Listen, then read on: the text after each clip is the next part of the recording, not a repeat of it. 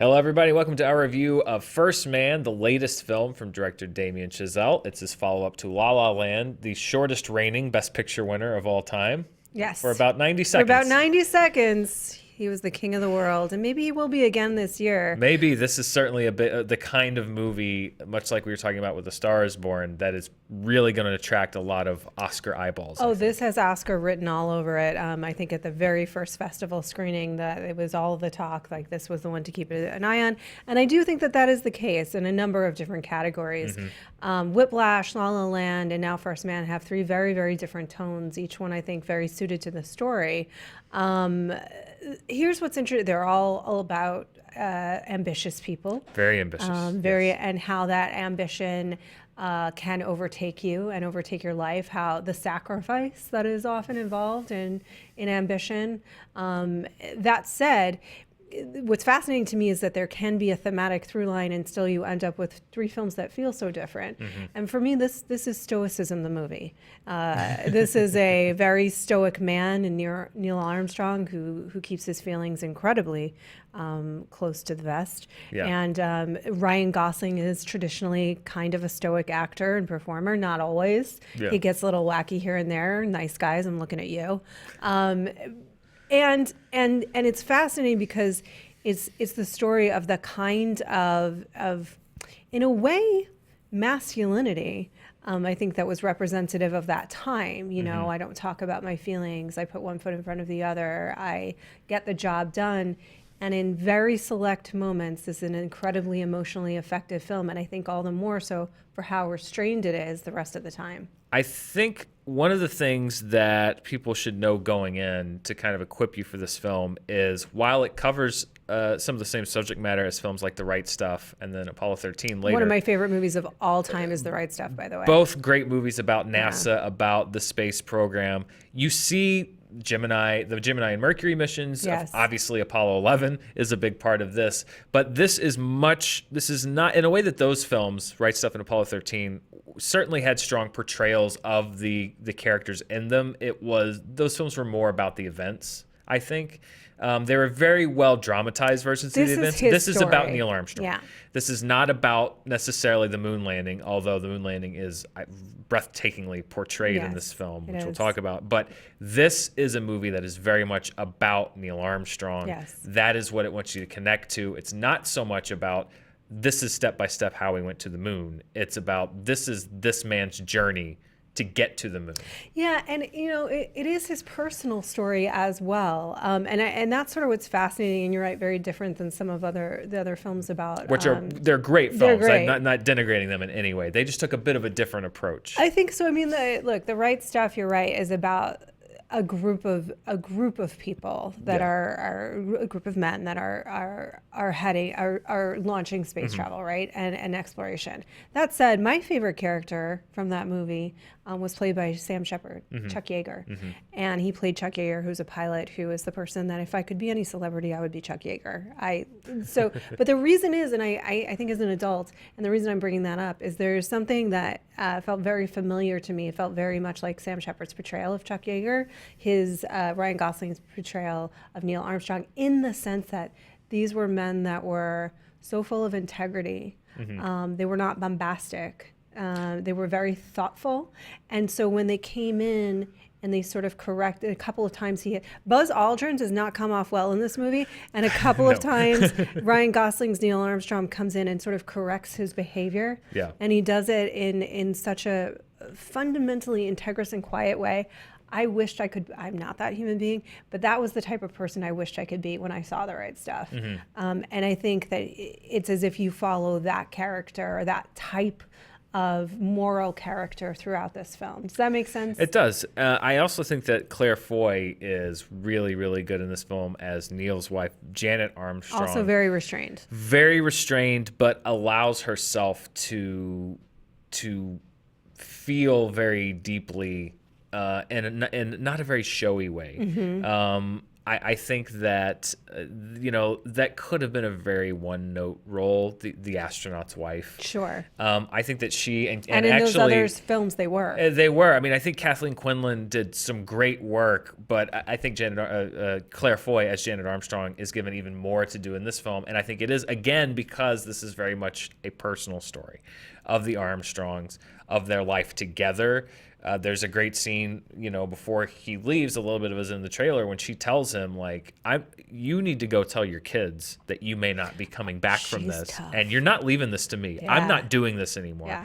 And I love that. I love when you're able to take a picture of a very revered person, and Neil Armstrong is a hero. Sure. All of the astronauts, whether they went to the moon or not, were heroes. They put their lives on the line for the sake of progress and discovery and patriotism, which is something we'll talk about in a minute.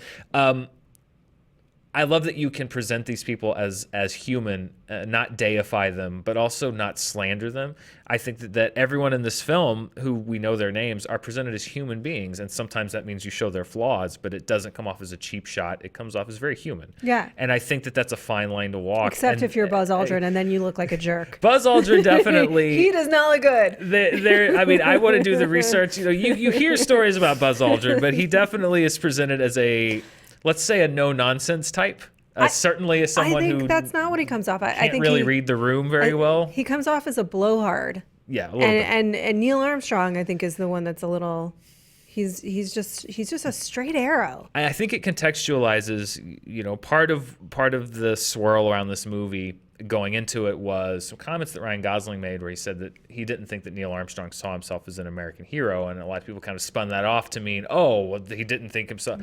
I think seeing the film, you can see where this came from, in that Neil Armstrong in this film is portrayed, and by all accounts in real life was portrayed as someone who did not view what he was doing as necessarily, I'm a hero and I'm doing a heroic act. He's basically saying, like, I am an astronaut. My job is to go to the moon, and that's what I'm going to do. Yeah. That's what I'm here to do. I don't want to do press conferences. I don't want to take a victory lap. I want to get in the spaceship, and I want to fly to the moon. By the way, he so doesn't want to do a press conference. He really does not. It's kind of amazing. And I think it's one of those things that probably if you were the press at the time, you would have loved Buzz Aldrin, because he's much more gregarious and he's very engaging. And Neil Armstrong gives very clipped 1 or 2 word answers. He's a mathematician. He's a science, he's an engineer. He's an engineer. I think there's so many beautiful little moments in this that express the fortitude that it would take, that it did take on an individual and collective basis to get to the moon. The sacrifice that it took in human lives, in pain and heartbreak. And I think with Claire Foy, they suffered a tragedy in their personal life. They lost a child. This is not a spoiler, this is history. Yeah. And I think they're drawing a parallel between the fortitude to survive that and continue to move forward with your life, and the fortitude it took to get to the moon, between the parallel, what this family was going through, and what the country was going through, and what these group of astronauts were going through. And I think what Damien Chazelle does really well is he ties Neil Armstrong's personal journey into this great grander thing that he's doing, and I think he really beautifully, symbolically, and metaphorically, and this is another thing that I think is going to be a talk, but they sort of dovetail at the end. Oh, they do. Through some imagery that I think was very striking, but I think will also send some people to the internet saying, like, wait a minute, that didn't really happen. I think that there's a lot this film is doing in metaphor toward the end that I think really closes the bow on his character throughout the story very nicely. I mean, I don't care. I know the moment you're talking about, we won't spoil it, because I will say that one of the things is what's interesting to me about the structure of the film, and I think really beautifully done. There obviously Damien Chazelle has a musicality to his work, and by this I mean there are levels to it. It's, are you rushing or dragging? You know? Yes, exactly. And I think what he does is there's like I said, like the relentlessness, so that you can feel the sense of fortitude, so you can feel the sense of restraint, so you can feel in the structure of the film the nature of Neil Armstrong. Yeah. It's painting a portrait in the way that it's telling the story, and it's utilizing the tools of cinema to tell you who he is. Yeah. And what his nature is. So those little gifts of moments of emotion, whether it's laughter, he's so charmed by this equation. You know, he's so delighted by this equation that he discovered, or that he is taught. And he says it's very neat, which I think for him is a really big deal. It's a big deal. And then the moments of emotion, because they're so held back, even in big events, that moment at the end, I thought was stunningly beautiful, because it expressed the fruition of that journey, but also the fruition of his personal journey and grief. Yeah. And you're right, they kind of coalesce together, and the story of who he is and what he is and what that mission meant to him is told in the same way that it's meant what it means in the grander scale. I want to talk about the tools of cinema, because The cinematography, the sound design, Yeah. and this is a film. You know, we don't generally, a lot of times we'll say, you know what, it's not worth all the bells and whistles. No, it is. You want to see this movie in IMAX. The moon sequence is shot in IMAX, and that transition again is striking and absolutely breathtakingly beautifully done. The way that Chazelle, it's not like The Dark Knight or other films where, you know, you'll be in letterbox for 15 minutes and then you'll go to IMAX for a sequence and then go back to letterbox. The film is shot at a certain aspect ratio throughout. The moon landing is shot on full frame IMAX, and then you're back there. But it makes sense. It didn't seem like a gimmick to me. I thought that it made sense. Again, it's putting you into his mind, essentially. You are through much of it seeing it through his eyes. And I think it was important to do it that way. The byproduct being this, it's absolutely beautiful. And I loved how they do the space sequences, the launches. They're not very Hollywoodized. They're shaky and messy and loud and noisy and scary. And it's it's a very visceral experience to put yourself in the brain of these guys and realize that, you know, it wasn't soaring music and huge vista shots. It was gears grinding and metal clanging and things. A Swiss Army knife. Yeah, things blowing.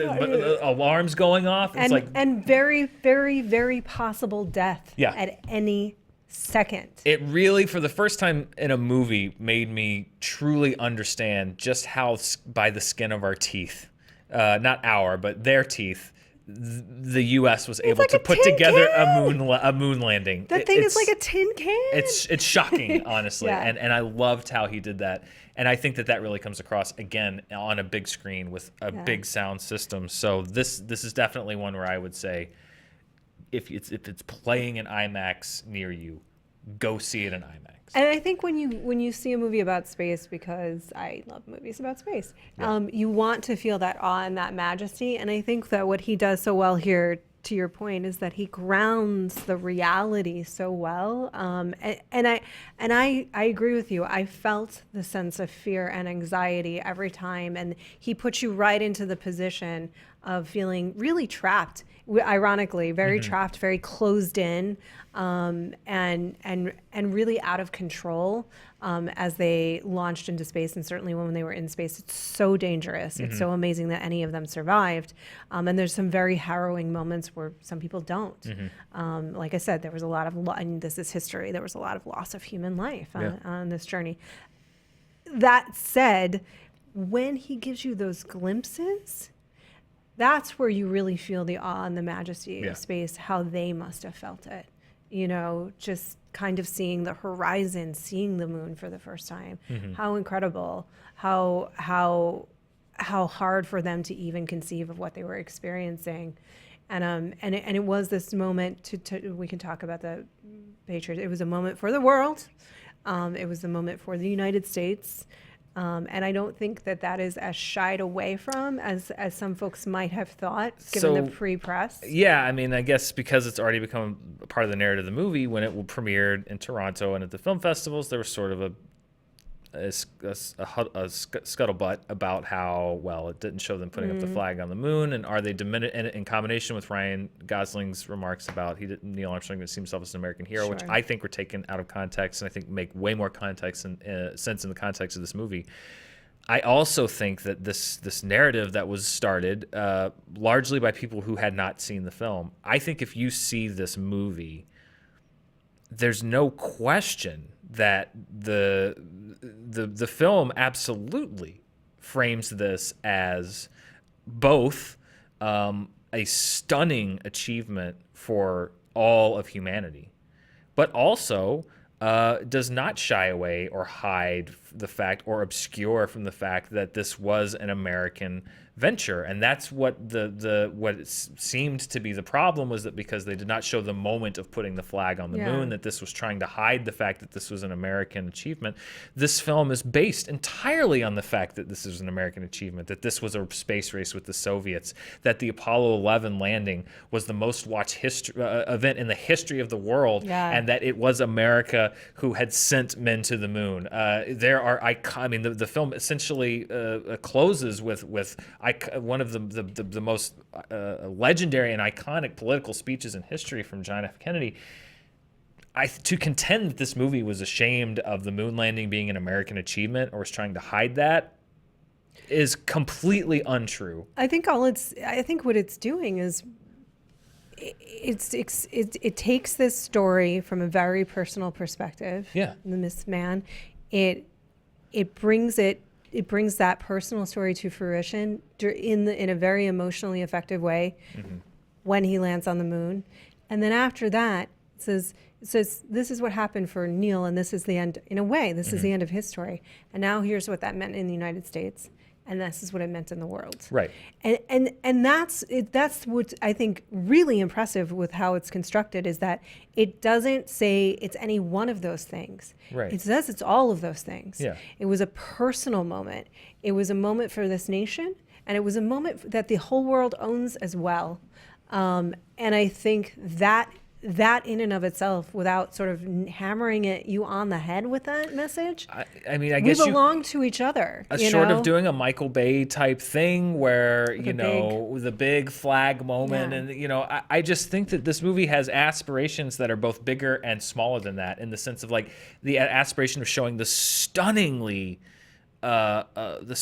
beauty of this act and what it meant for humanity, at the same time as telling this very personal story about Neil Armstrong.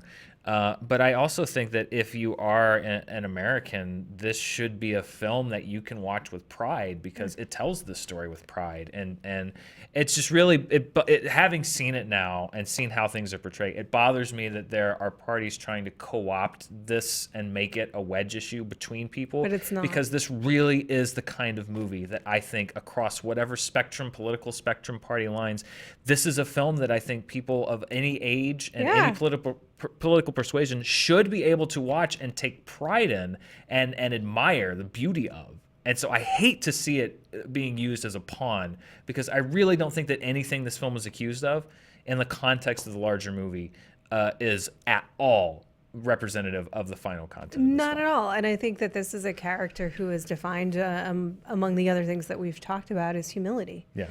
And humility, I think, is a very misunderstood word. Humility is not shame. It's not being ashamed of yourself, and it's not apologizing for yourself.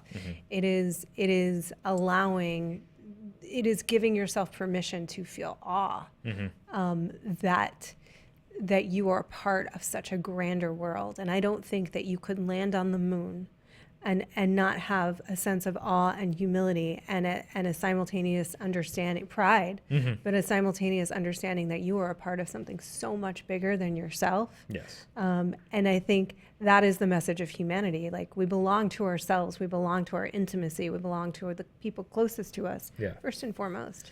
But we also belong to each other, we belong to the world. Yeah. So I don't think there's a single thing that's unpatriotic about that message or this film. And I think it's a gorgeous, again, The Right Stuff for me is one of my favorite top 10 of all time. Yeah. And this is a beautifully told story. Very, very, very different film very slower pace. It is. It's a slower pace, but I think this is a stunning technical achievement inside of which exists a really compelling and profoundly impactful personal story. Yeah. And I think that Damien Chazelle and his team, Ryan Gosling and Claire Foy, all the actors, a great ensemble of actors, they all really accomplished what they set out for. I very highly recommend this movie. Go see it on the biggest screen you can find. And this is one of those, I think, essential theater experiences that you get every year. This is an essential theater experience. Go see this movie. Go see this movie. 100%, thoroughly, 2,000,000% recommended by both of us. We will be talking about this more, I think, in the lead up to Oscar season. Yeah, this will be very much in the conversation. This is very much going to be in the conversation. And I think a little bit unlike A Star is Born, which I think we've talked about, will very much be in the conversation, mainly for in front of the camera, acting, directing, technical across the board. Writing. This is a movie that I think is going to be very much in those same conversations, but also a lot of the craft categories. Absolutely. Will also be very much, I think, a front runner in many respects for a lot of them too. So this is the kind of cinematography the Academy likes. This is the kind of cinematography, All sound of us design, special effects, you name Editing. it. Editing. This is the kind of stuff the Academy eats for breakfast. So I think we're going to be talking about First Man in a lot of different categories come February when the Academy Awards roll around. Let us know what you think of the film if you go see it this weekend. And I hope that you do and that you enjoy your experience at the theater. Let us know what other space exploration films you've enjoyed in the past and how you think that this compares, is different, or the same. Yeah. We'll be back. We will.